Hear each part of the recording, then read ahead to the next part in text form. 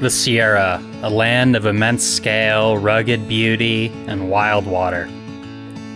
Since I was a young boy, I've carried memories of these mountains and the fish that call them home. This summer, I returned to chase something I've never truly seen before, native golden trout in their ancestral creeks. And while I was at it, the legendary Kern River Rainbow deep in the Sierra Nevada backcountry. 4 days, no other people, endless streams, one raging river, and fish that remind you why you love this so much. This is a journey into the heart of the Sierra, a land of granite and gold.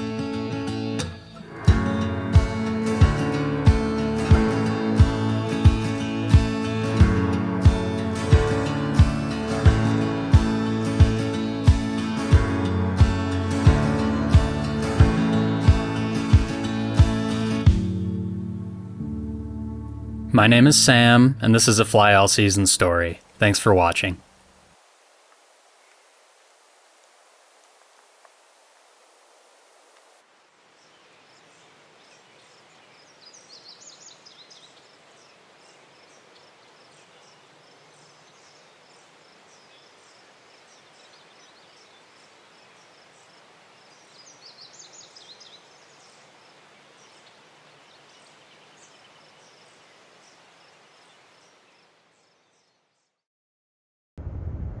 Few mountain ranges in the United States feel this imposing, and I've seen most. This trip begins in the shadow of Mount Whitney, the tallest peak in the lower 48. It's been over 10 years since I first stood up there. A return visit to the summit would have to wait.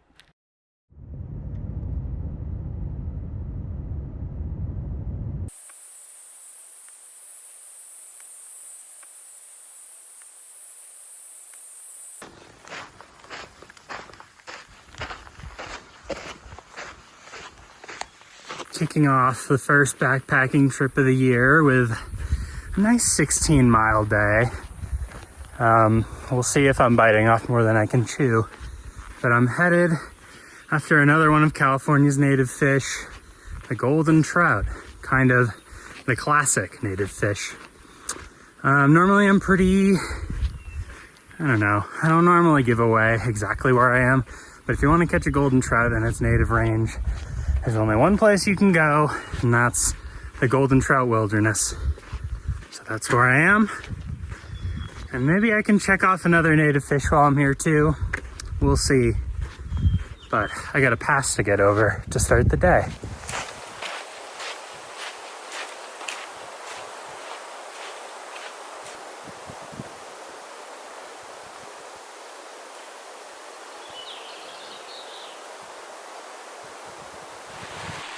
It didn't take too long to spot the first fish, but golden trout aren't native to this side of the pass, so I didn't linger. Goldens are kind of iconic in the fly fishing community. They've been stocked widely across the western United States. I've caught them in the northern Sierra, Colorado, Wyoming, and Montana, but never in their ancestral creeks here in the southern Sierra. Their native range encompasses just 2 drainages, both in the Golden Trout Wilderness.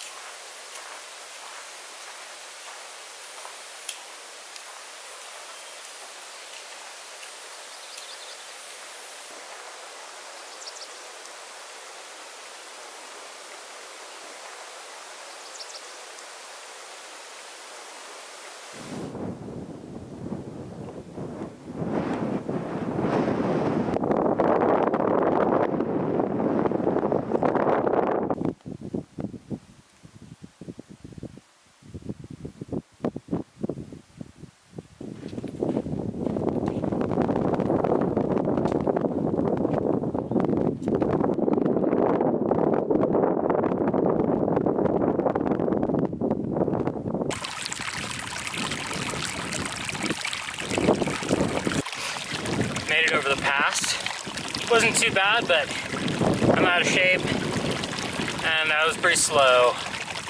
So I have, let's say, 12 miles to go, and it's 1 o'clock.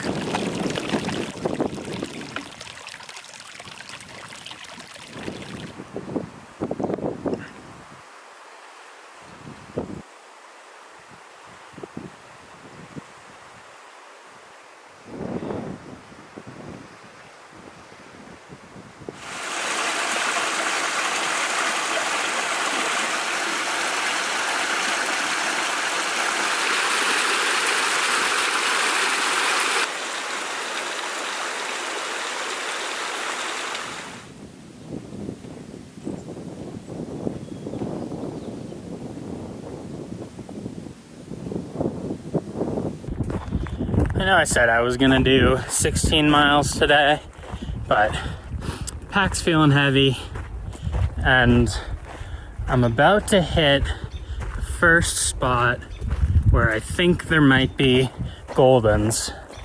If the creek looks good, it's gonna be tough for me to keep going. I made it about, I'd say, a little over halfway, so I can just get up early and do it tomorrow. But we'll see. We'll see what this meadow looks like.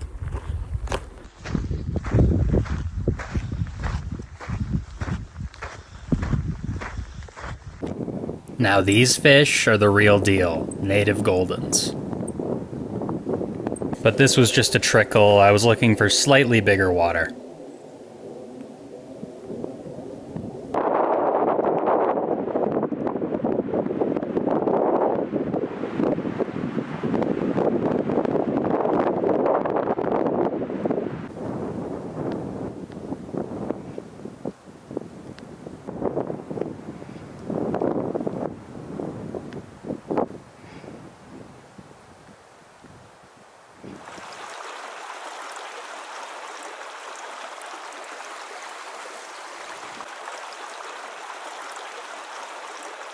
This creek was impossible to pass by. Up close, it was teeming with fish.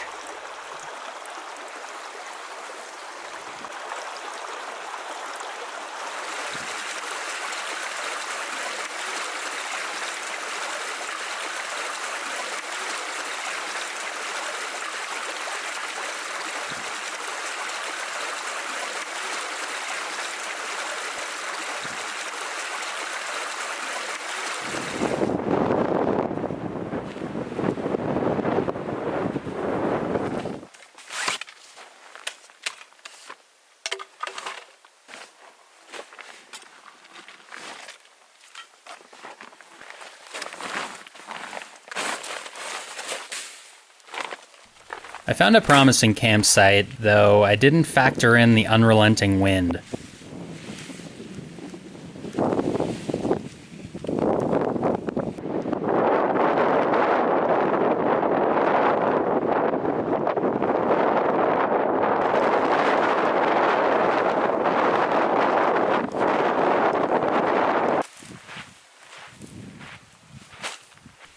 Take 2, a much more sheltered spot. It's hard to go wrong out here. The vast flats of decomposed granite make it easy to set up camp almost anywhere.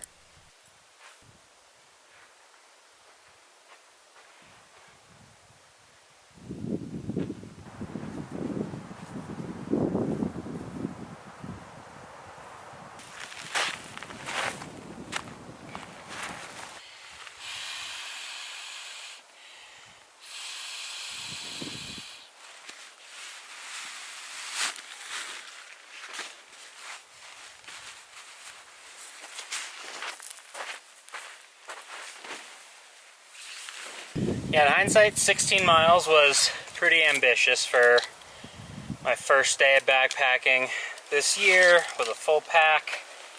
So I went about 9 and stopped at this meadow because the creek down there is just full of golden trout.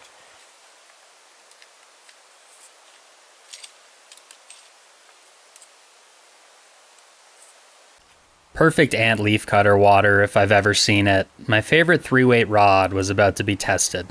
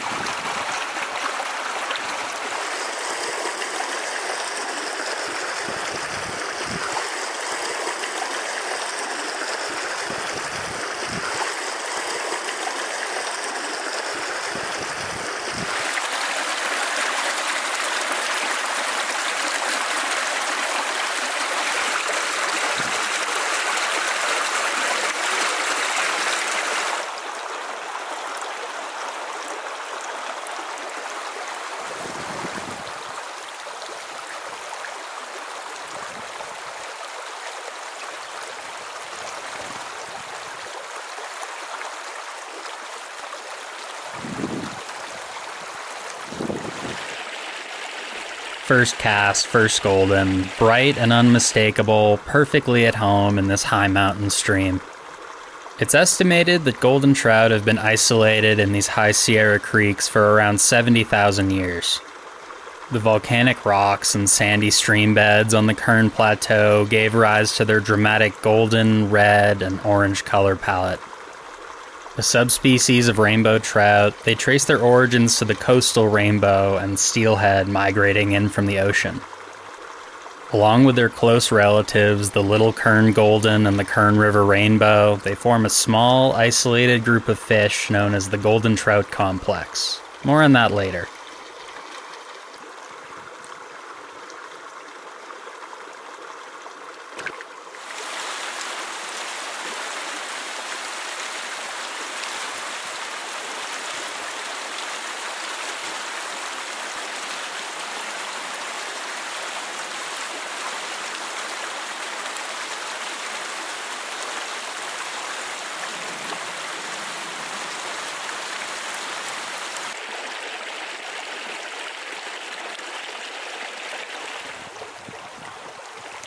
After the initial excitement, I was lost in a sea of gold. The creek was loaded.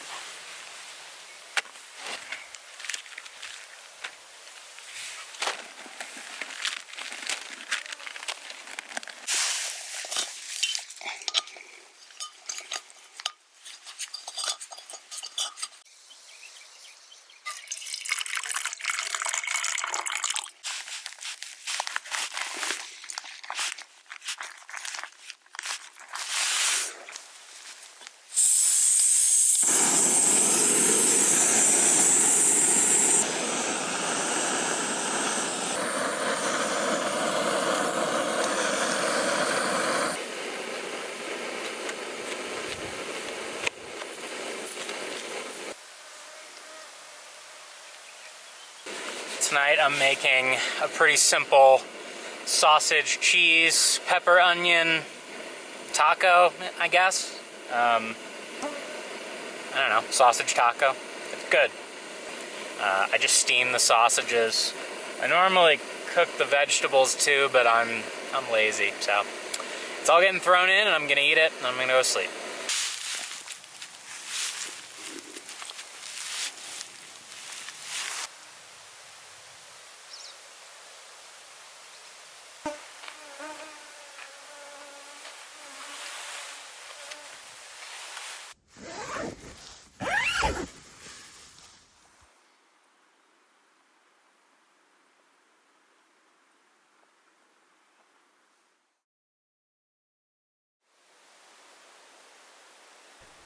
Late June brings long days and early sunrises, and allows for a bit of extra sleep in the morning.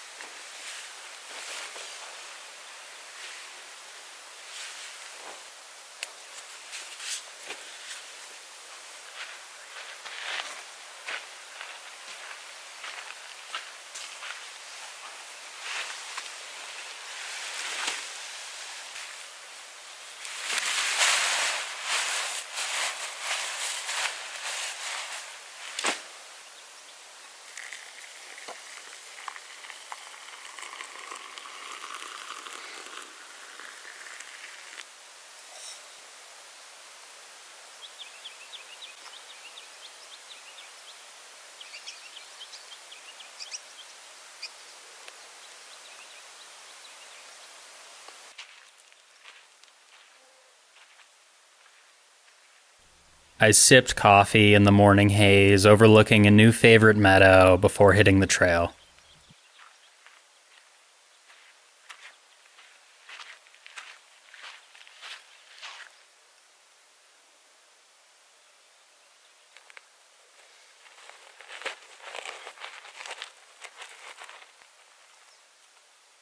The sun rises so early in mid-June, so it's only 7 o'clock and the sun's been up like 2 hours. It's lovely. I have about 8 miles to hike to where I'm going to set up camp, and then from there gonna find some more goldens. There's a couple more interesting creeks down there. Really, this is a much easier day. This should only take me a few hours. We'll see when I get there, but gotta hit the trail.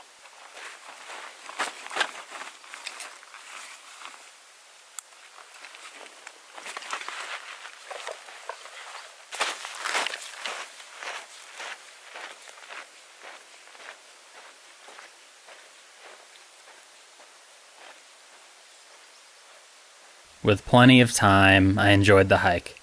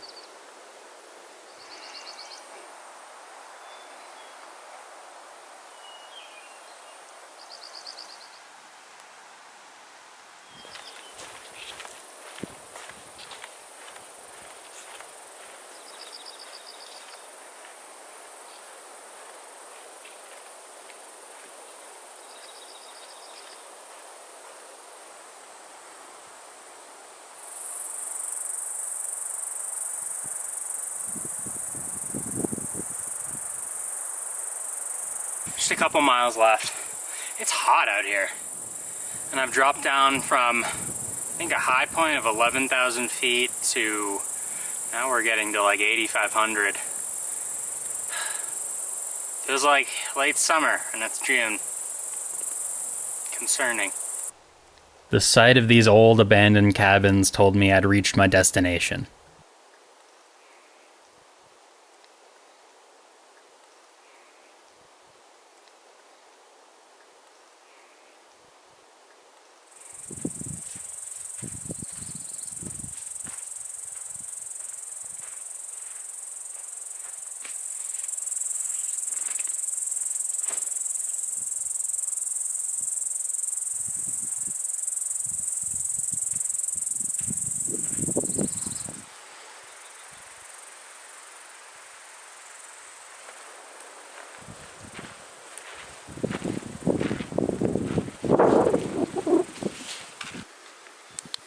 Quick rest and refuel, then I had some more fish to catch.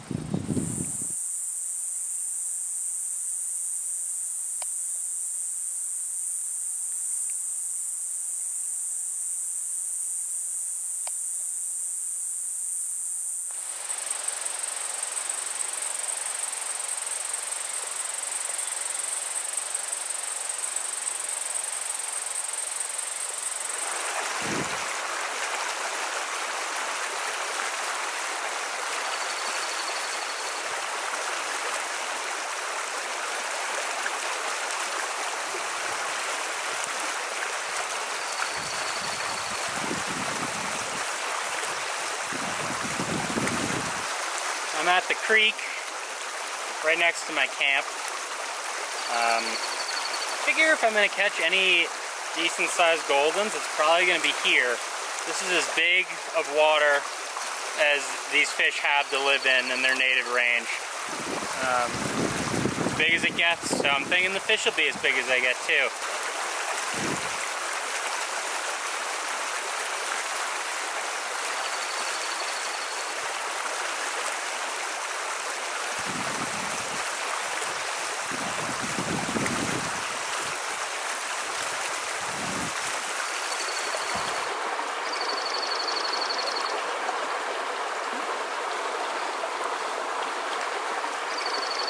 This is a really nice golden. Bigger is relative. These little creeks don't produce giants. A golden in the 8-inch range is a stellar fish.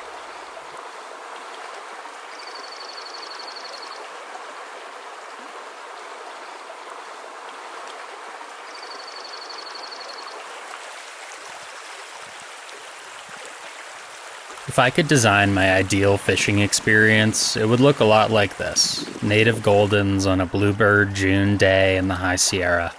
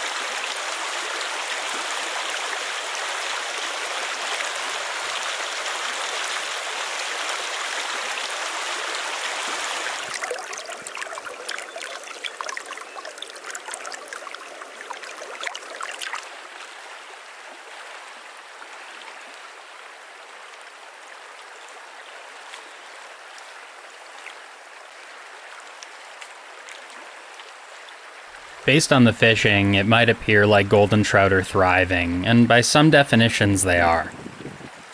But this species faces a precarious future. Even in the early 1900s, these fish were in trouble. To add an extra layer of protection, Congress set aside over 300,000 acres encompassing their entire native range as the Golden Trout Wilderness in 1978. Being native to only 2 drainages makes these fish extra vulnerable to environmental change. Non-native trout were introduced to many streams, putting pressure on the native populations through competition and hybridization. Brown trout eat them, brook trout outcompete them, but the real threat is hybridization from their close relatives, rainbows. Habitat degradation has also been an issue. Grazing has occurred in the area since the 1800s, and grazing causes extensive damage to riparian habitat. In the last few decades, cattle exclusion zones have been established. Studies have shown that these areas have much higher densities of golden trout than where cattle are present. As the state fish of California, people really care about golden trout. There have been some great restoration efforts in recent years, removing the non-native species and improving habitat. A more challenging problem is climate change. These creeks are getting hotter and droughts are increasingly common. Goldens don't have big water in their native range. There's not really anywhere for them to go when water levels drop. In some recent drought years, California Fish and Wildlife has resorted to rescuing golden trout and restocking them the next year. With a low tolerance for warm water, the future of these fish is in question. But for now, on this beautiful June day, the water is running high and cold, and there's a lot of fish.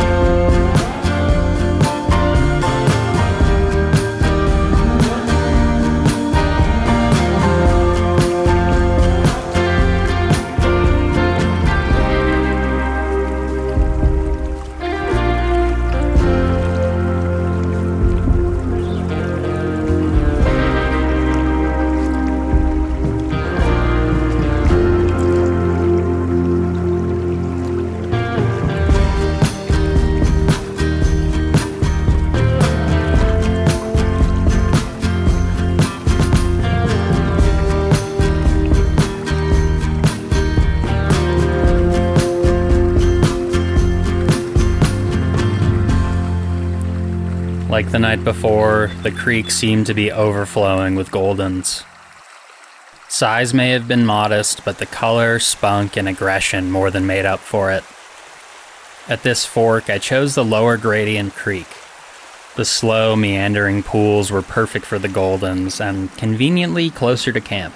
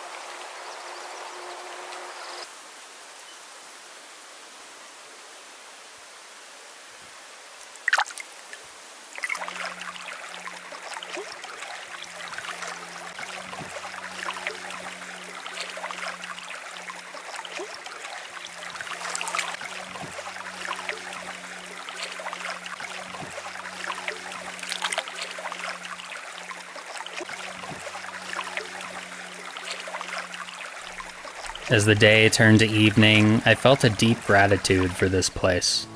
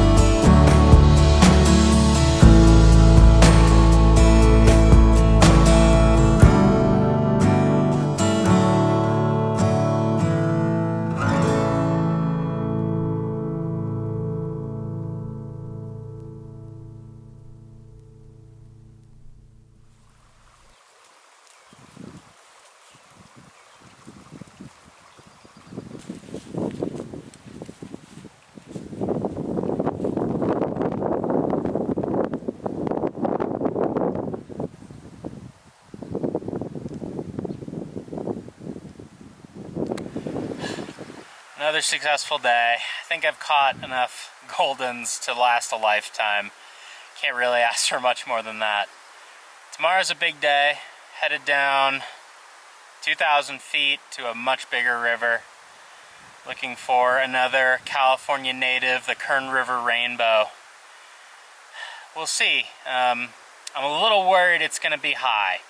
I think I timed this Golden Trout portion perfectly, but I wonder if the bigger river is still a little early in the runoff. Gonna eat some mac and cheese, I'm gonna pass out.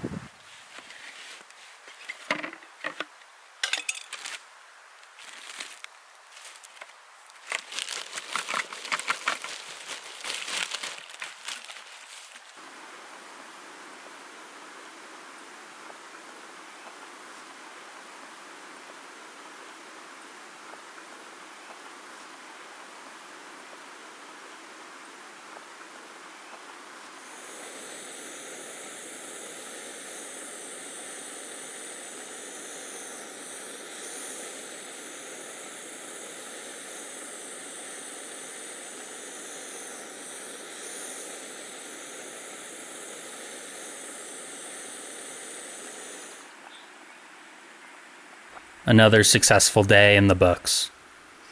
Tomorrow would bring a completely different adventure, a 2,000-foot descent into the Kern River Canyon, swapping calm golden trout creeks for a raging river, and fish to match the scale.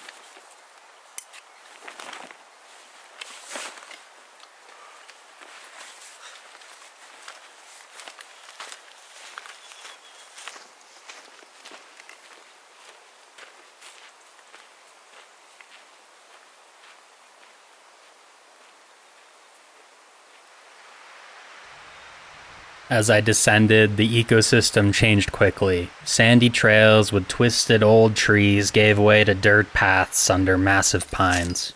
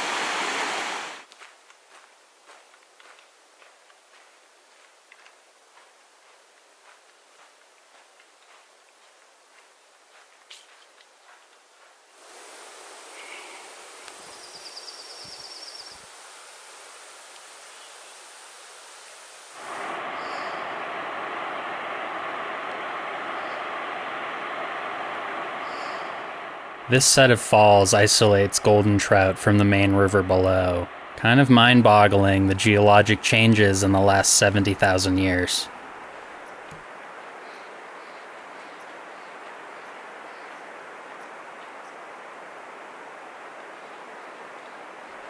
My first glimpse of the river had my heart racing. Even from way up here, this looked like big water.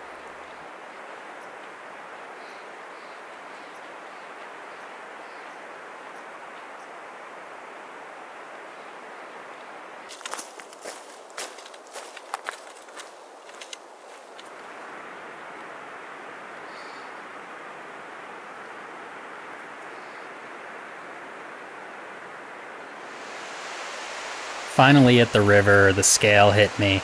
Huge water, 20 plus miles into the wilderness, and I didn't see anybody around.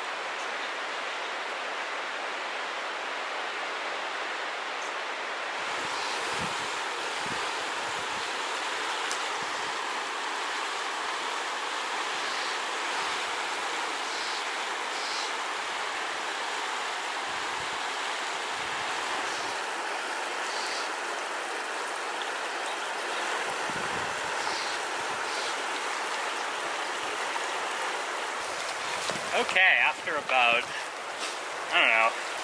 8 miles, a lot of down, reached this river, and it is huge and beautiful.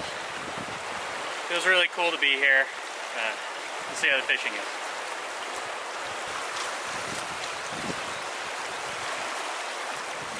It was clear that runoff wasn't quite over.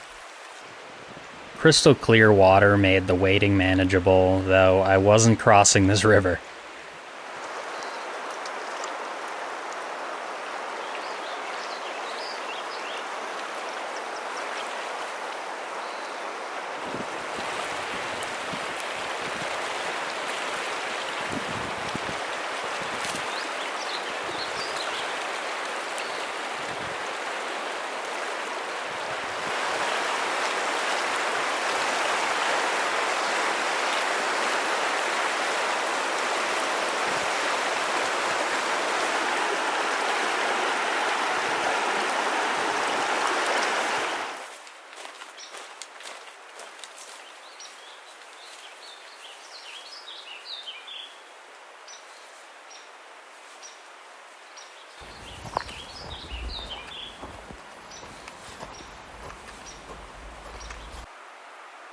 A slow start.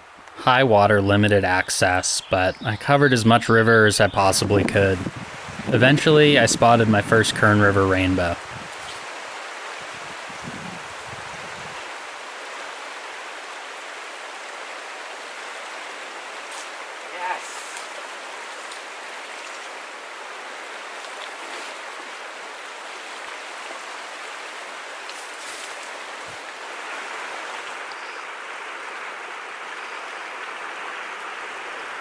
Kern River Rainbows are actually a subspecies and more closely related to the Goldens I've been catching than the coastal rainbow, despite the name and appearance.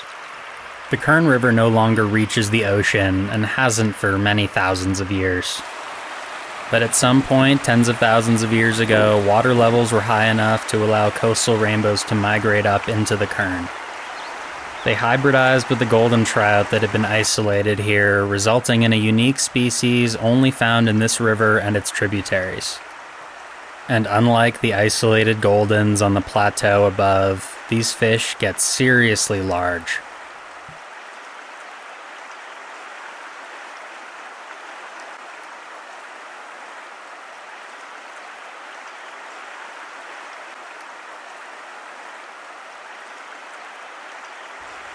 Accessing this river was a huge issue. I had to commit to getting pretty wet to make the most of my casts. And I hit my first real spot of adversity. I broke my 5-weight rod right after that first fish. It feels like a fluke, but suddenly I was left with just my 7.5-foot 3-weight, which was a big problem on this huge river. I spotted a massive fish here.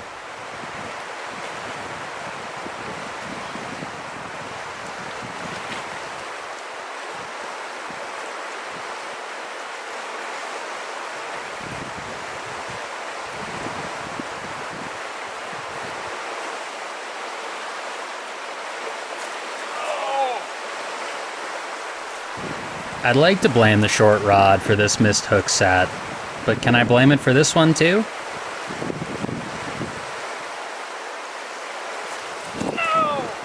Very frustrating that this 20+ inch Kern River bow gave me 2 chances and I flubbed both of them.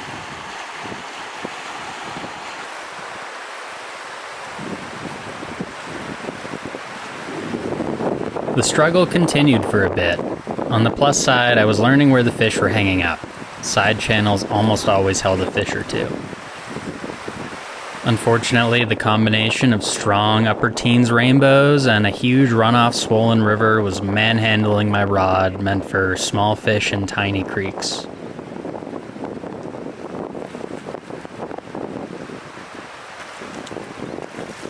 I lost this fish off camera.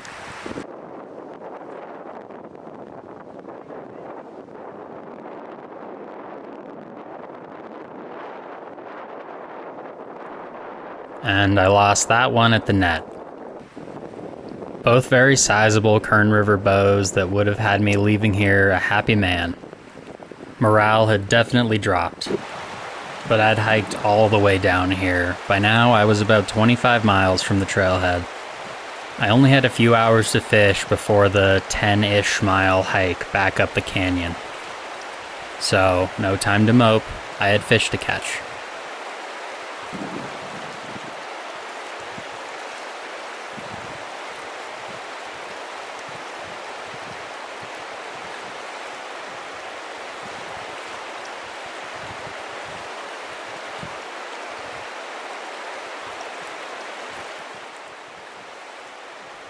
This was smaller than the fish I'd lost recently, but a great consolation prize.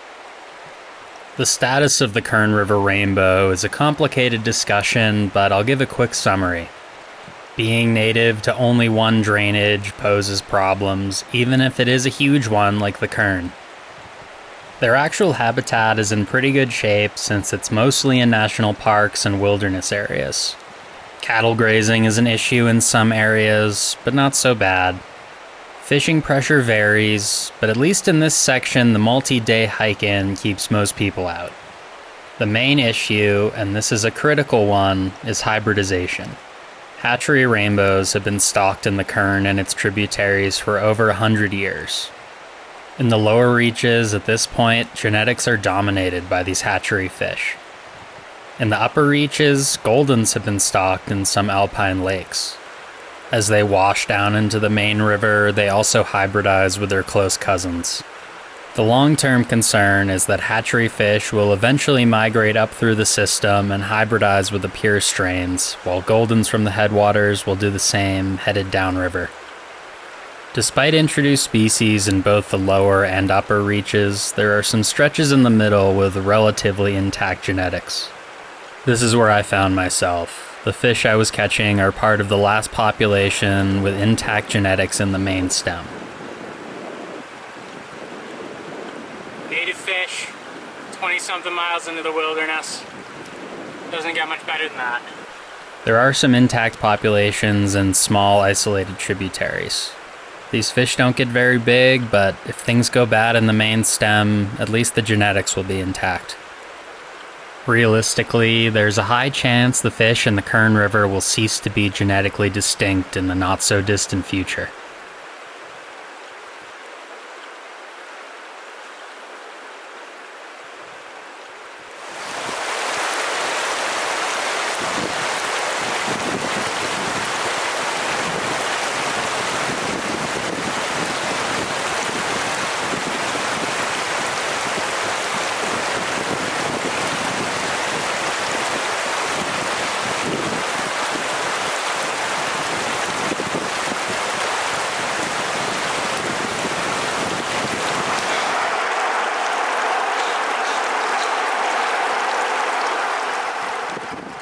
Catching a few of these fish was a good weight off my shoulder. I could appreciate this amazing canyon a bit more.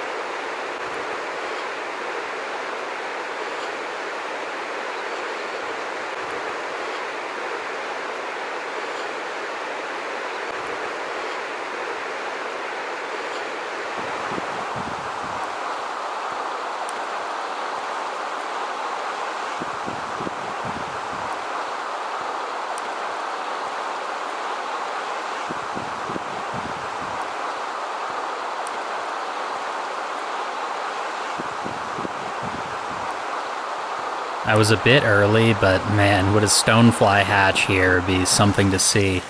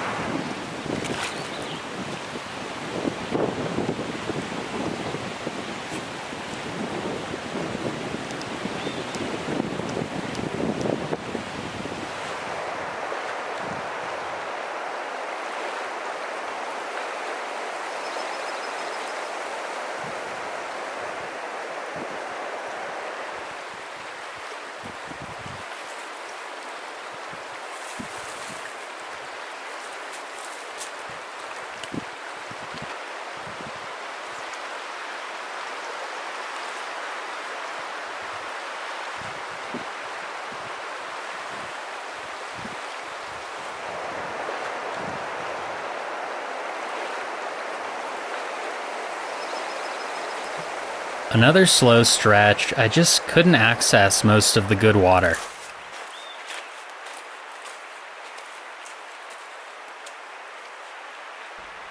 Eventually I found a fish sipping flies in this eddy.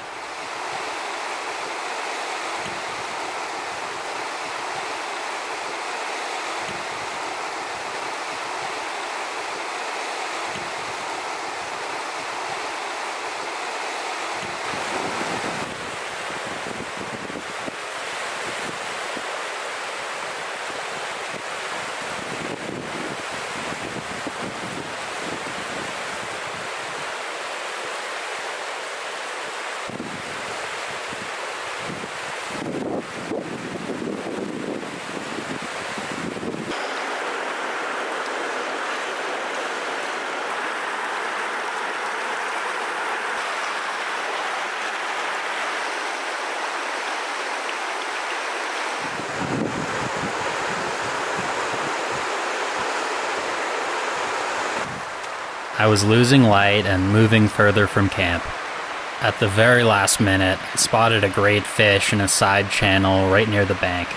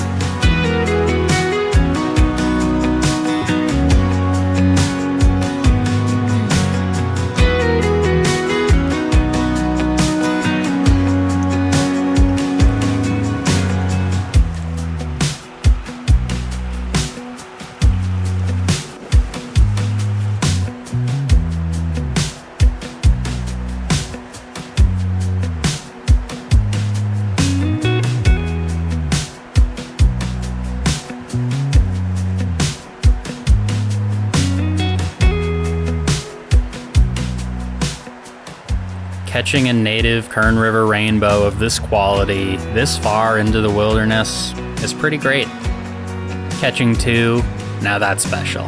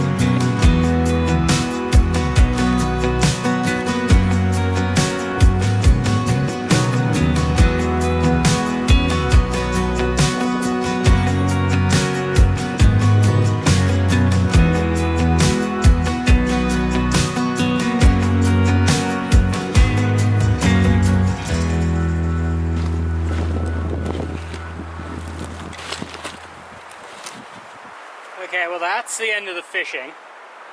Now the walking begins. I have about 10 miles, capped off with a nice 2,000-foot climb to get back to my camp. So should be right around dark, maybe a little after dark, but totally worth it for that fishing. That's unbelievable.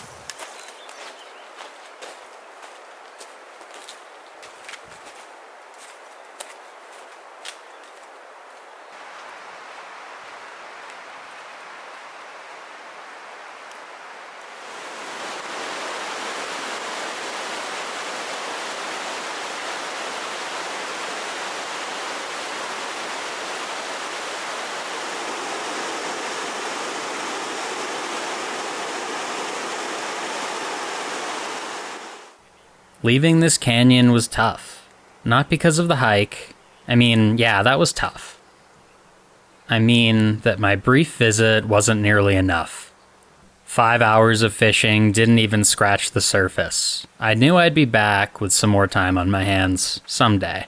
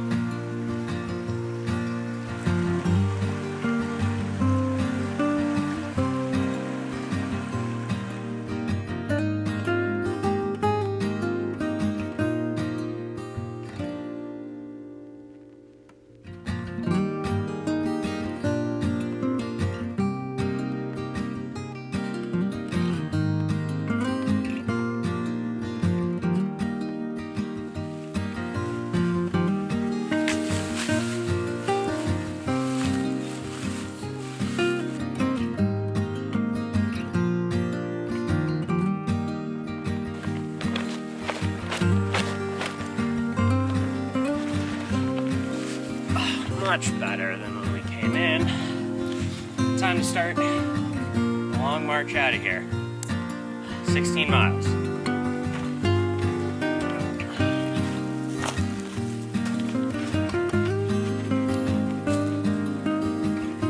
Filming took a back seat to walking on the way out. I'd accomplished everything I set out to do, checked 2 native fish off the list, and had a pretty epic solo adventure in the backcountry. I'd caught enough goldens to last a lifetime. But the Kern, I had some unfinished business. And I just so happened to have a buddy in town who I knew could more than hold his own on the 20-plus mile hike into that canyon. It didn't take much convincing, and a few weeks later, I'd be back with my good friend Mike.